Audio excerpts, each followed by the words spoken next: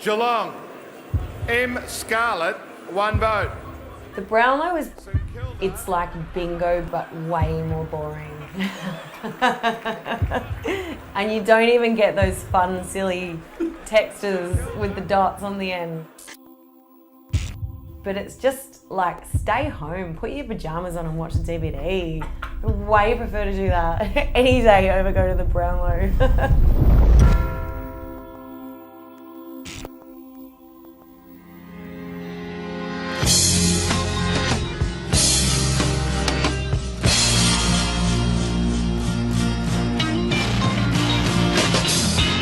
Cassie Lane was in a relationship with Collingwood footballer Alan Didak for 16 months.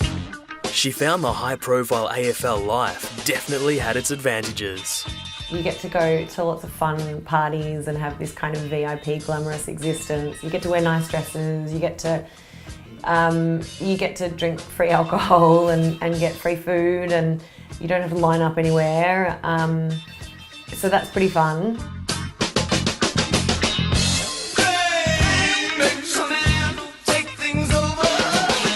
But it was when she was awarded Worst Dressed at the 2006 Brownlow that Cassie saw the dark side of being a so-called wag.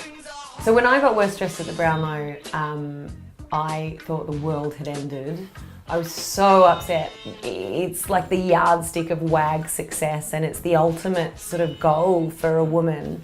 And so then to be just pilloried, to be attacked for everything from my face to my hair to my dress, I cried for a long time. And then I spoke to my friend in America who has never heard of the AFL, and she thought it was the funniest thing that she'd ever heard. She said, what did they say? I said, the only thing worse than her dress is her hair.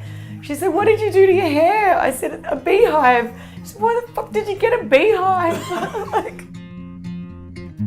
So in the end, it was like, for me, it really broke the Brownlow spell and made me see it exactly for what it was. And she was laughing so much, and then I was like, why did I care about this stupid, trivial event? Why did I allow it to affect my self-esteem or my sense of self-worth? It was like quite epiphanic, because it was the first time I'd sort of realised this inequality. I wish someone had taught me to aspire to be a contender, instead of aspiring to be the thoughtless woman standing next to the contender. Now with a master's qualification and new book under her belt, Cassie is trying to help rebalance those prejudices. I've received so many amazing reviews and so much amazing feedback. But I've also received a lot of feedback from men, and a lot of them have said that it really has opened their eyes to the way it is to be a woman in the world. Well, she is the former model turned wag who is lifting the lid on her experience inside one of Australia's most famous footy clubs. Your volatile relationship with your ex, it's all out there now. Yep. Why did you choose to stay by his side, given all of that?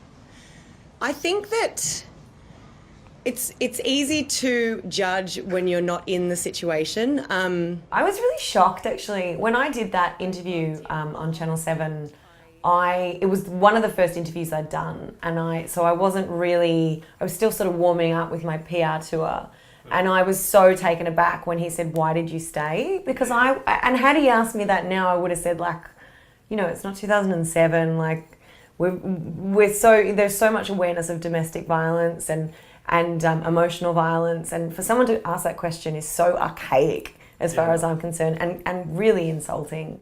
The Brownlow medal count is underway in Melbourne, but as always, it's as much about the frocks as it is about the footy. The AFL is hugely influential. It reflects and reinforces the values in our society. And so that when you have this big event, and in this event men are put on a pedestal for being skilled and athletic, and women are celebrated just for the way they look. Tonight is the night for the wags to shine. And shine they did, metallics featuring heavily on the red carpet. It sort of sends this message, especially to young kids who are huge football supporters, that these are the stereotypes. And I think that we need to really recognise that, because it's going to continue and recycle unless we do something different.